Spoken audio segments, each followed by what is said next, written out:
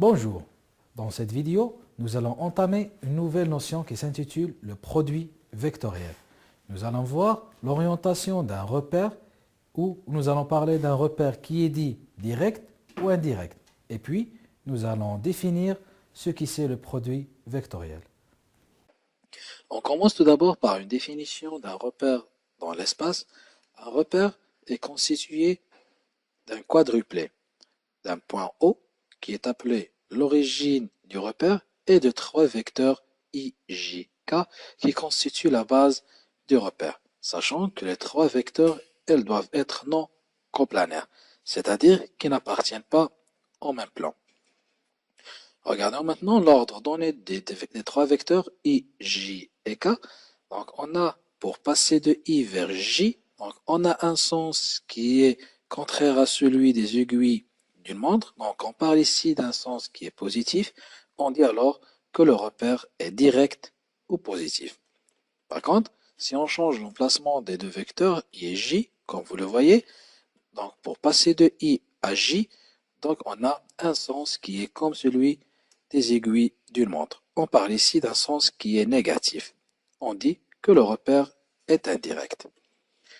Pour orienter le repère, on a une autre méthode qui le physicien imagine un observateur qui est nommé observateur d'Ampère. Il est situé le long du segment OK, les pieds sur O, et il regarde vers OI et OJ.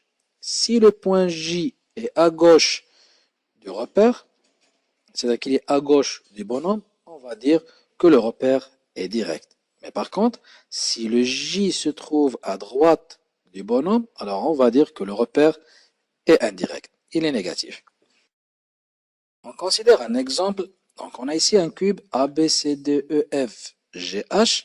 On s'intéresse au repère constitué par le point A et la base AB, AD, AE. Donc on place notre bonhomme sur AE, donc ici sur AE, et il va voir vers AB, le premier vecteur, donc vers AB, et on va voir le deuxième vecteur, sa position. Donc comme vous le voyez, il se trouve à gauche de AB. Donc ici, on va dire que notre repère est direct. Essayons de voir un autre exemple. Donc le repère H, HE, HG et HD. Donc on a H, le vecteur HE, le vecteur HG et le vecteur HD. Donc notre bonhomme va se placer sur HD, les pieds sur H, et il va voir vers la direction de HE. Donc HG se trouve à droite de HE, comme vous le voyez ici.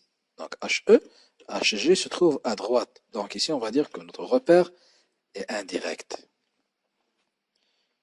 Comme définition du produit vectoriel de deux vecteurs U et V, donc soit U et V, deux vecteurs de l'espace, alors le produit vectoriel des deux vecteurs U et V, pris, j'insiste, dans cet ordre, est le vecteur noté U vectoriel V, qui est défini par si U et V sont collinéaires, c'est-à-dire qu'ils ont la même direction, alors le produit vectoriel de U et V est égal au vecteur nul. Maintenant, si nos deux vecteurs U et V ne sont pas collinéaires, alors on obtient que le vecteur U vectoriel V est orthogonal à U et à V. Et la base constituée par ces trois vecteurs est une base directe de l'espace.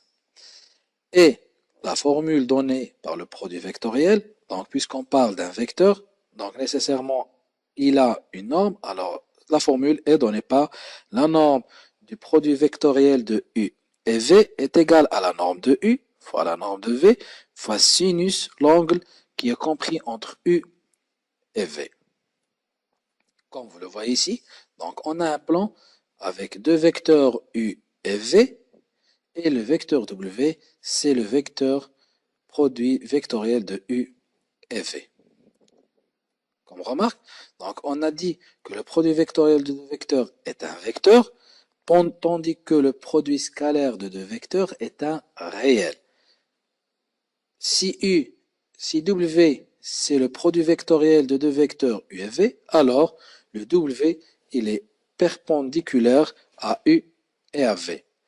Et si on a les vecteurs U et V sont orthogonaux et unitaires, alors la base est dite une base orthonormée directe.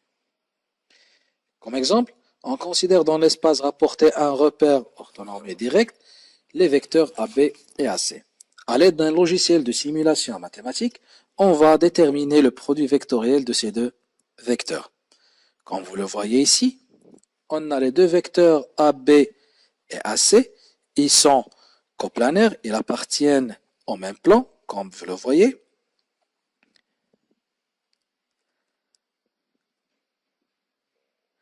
On va maintenant calculer le produit vectoriel. Donc le produit vectoriel de deux vecteurs, ça nous donne un troisième vecteur W qui est perpendiculaire au plan, comme vous le voyez. Donc il est orthogonal. Laissons la norme de AB et AC. On va essayer de changer la direction et le sens du vecteur AC, comme vous le voyez. Donc ça change aussi le vecteur W. Même si on a gardé la même norme, mais l'angle ici change entre les deux vecteurs.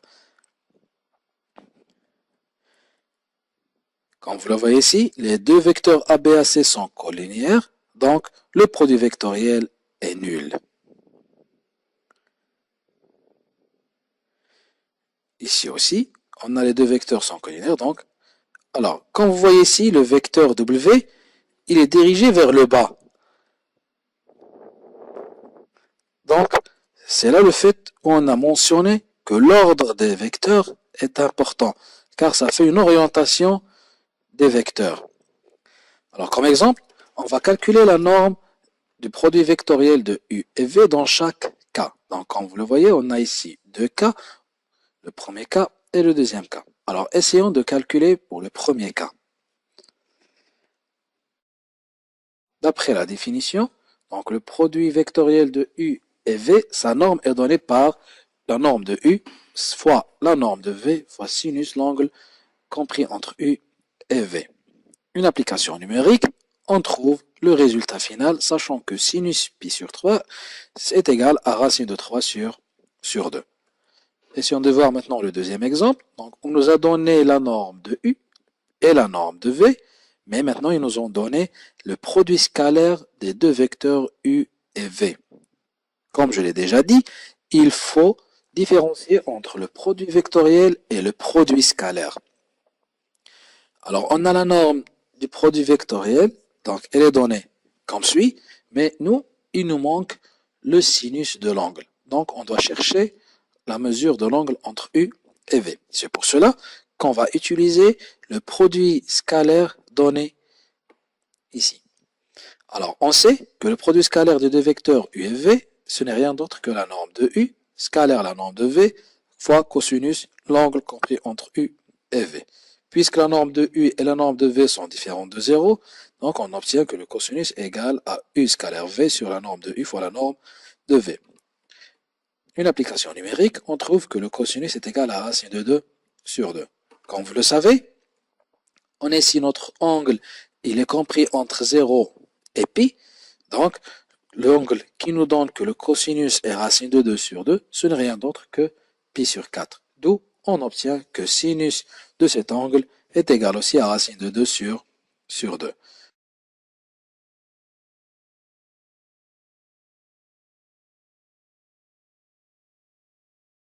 On va faire une application numérique et on trouve le résultat final. Maintenant, on passe aux propriétés du produit vectoriel.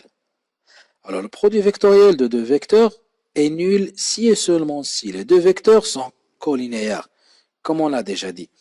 Donc, cela nous propose une autre propriété pour montrer l'alignement de trois points. Donc, on a A, B et C, ils sont alignés si et seulement si leur produit vectoriel est égal au vecteur nul. Autre propriété du produit vectoriel, on a l'antisymétrie et la linéarité du produit vectoriel. Donc l'antisymétrie, comme on l'a mentionné déjà, c'est l'ordre entre les deux vecteurs. Donc si je calcule le produit vectoriel de U avec V, donc c'est égal à moins si je change l'ordre. Pour la linéarité, donc, ce sont des propriétés. Je vous remercie. À la prochaine.